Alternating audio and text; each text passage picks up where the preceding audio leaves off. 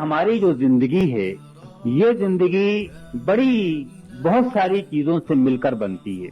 اپنے دل کے اندر جھانک کر دیکھیے تو بہت ساری خواہشات دل کے اندر ہوتی ہیں.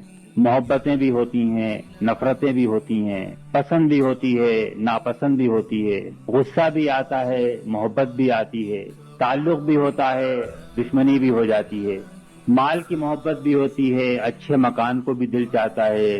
بہت ساری خواہشات ہیں جو دل کے اندر موجود ہیں.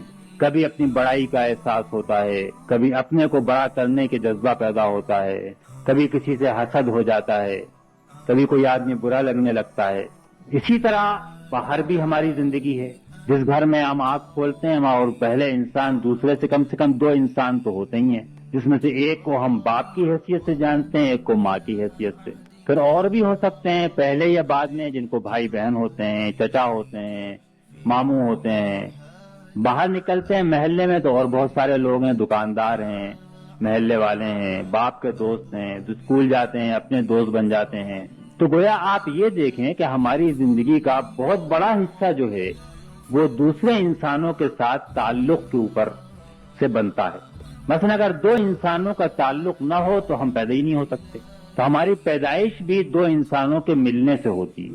اگر ان میں سے 2 انسان ہماری خبرگیری نہ کریں تو ہر جانور کا بچہ اپنے ماں باپ کی پرورش کے بغیر جی سکتا ہے، انسان کا بچہ بھوکا مر جائے گا، وہ جی نہیں سکتا. تو ہماری زندگی بھی 2 انسانوں کی محنت، ان کی شفقت اور ان کی محبت کی وجہ سے، جن کو ہم ماں اور باپ کہتے ہیں. اس کے بعد جہاں بھی زندگی ہو یہ دوسرے انسانوں کے ساتھ تعلق کے اندر بندھی ہوئی ہے. ہم اکیلے یکا و تنہا کہیں زندگی بسر، اگر ہم کہیں کھو میں بھی جا کے بیٹھ جائیں اور کہیں خانقاہ میں بھی جا کر بیٹھ جائیں تو باہر ہم کو کھانے کی ضرورت پڑے گی، اور کھانا وہی آئے گا جو کسی کسان نے زمین سے اگایا ہوگا اور کسی نے انسان نے اس کو پکایا ہوگا. کپڑے کی ضرورت ہوگی تو کپڑا بھی اس روئی سے بنے گا جو کسی انسان نے اگائی ہوگی، کسی دوسرے انسان نے اس کو بن کر کپڑا بنایا ہوگا.